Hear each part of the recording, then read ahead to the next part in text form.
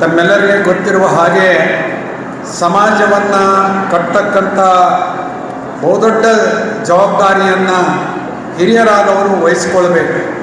ಯಾಕೆಂದರೆ ಸಮಾಜದ ಕೆಲಸ ಮಾಡೋರಿಗೆ ಯಾರೂ ಶಬಾಸ್ಗಿರಿ ಕೊಡೋದಿಲ್ಲ. ಒಂದೊಂದು ಸರಿ ಹೇಳ್ತಾರೆ, ಇಲ್ಲ ಅವರು ಆಟ ದುಡ್ಡು ತಿಂದಾರ, ಹಿಂಗೆ ಮಾಡ್ಯಾರ ಹಂಗೆ ಮಾಡ್ಯಾರ. ಇದನ್ನು ಯಾವುದನ್ನು ನೆಚ್ಕೊಳ್ಬಾರ್ದು.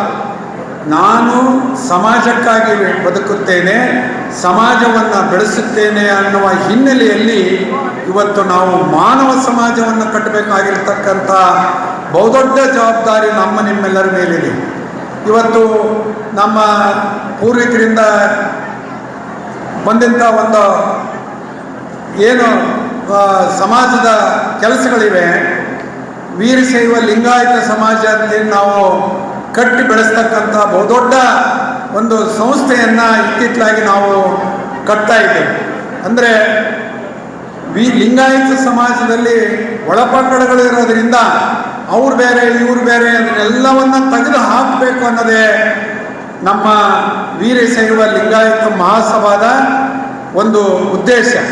ಯಾಕಂದರೆ ಈಗಾಗಲೇ ಎಷ್ಟೋ ಕಡೆ ನಾವೆಲ್ಲ ಬೀಗ್ತನ ಮಾಡ್ತೀವಿ, ಆದರೂ ಕೂಡ ನಾವು ಬಣಿಜಿಗರು, ನಾವು ಪಂಚಮಶಾಲೆಯರು, ನಾವು ಐನೇರು, ನಾವು ರೆಡ್ಡರು, ಈ ರೀತಿ ನಮ್ಮಲ್ಲಿರ್ತಕ್ಕಂಥ ಭಾವನೆ ಏನಿದೆಯಲ್ಲ ಅದು ಹೋಗಬೇಕು.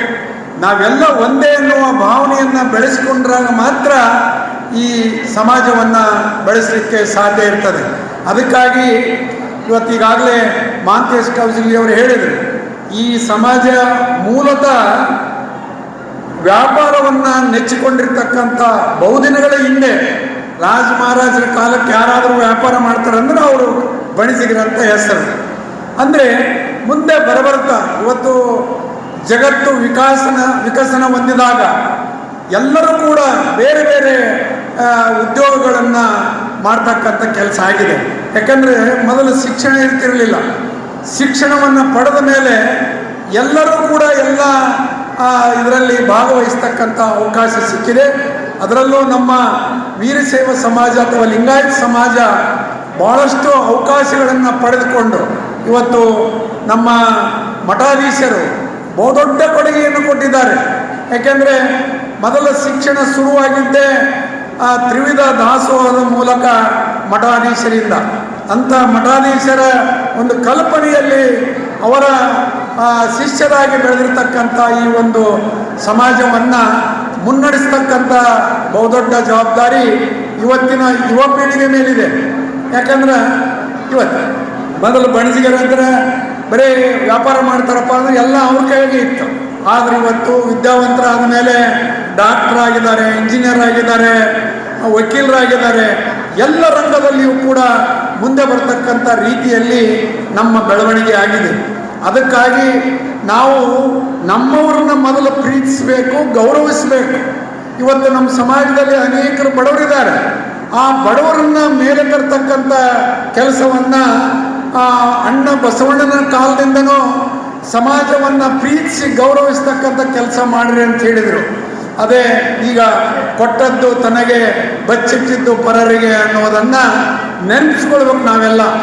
ಆ ಹಿನ್ನೆಲೆಯಲ್ಲಿ ಇವತ್ತು ಇಡೀ ನಮ್ಮ ವೀರಶೈವ ಸಮಾಜದಲ್ಲಿ ಆರ್ಥಿಕವಾಗಿ ಸಬಲವಾಗಿರ್ತಕ್ಕಂಥದ್ದು ಬಣಿಜಿ ಸಮಾಜ.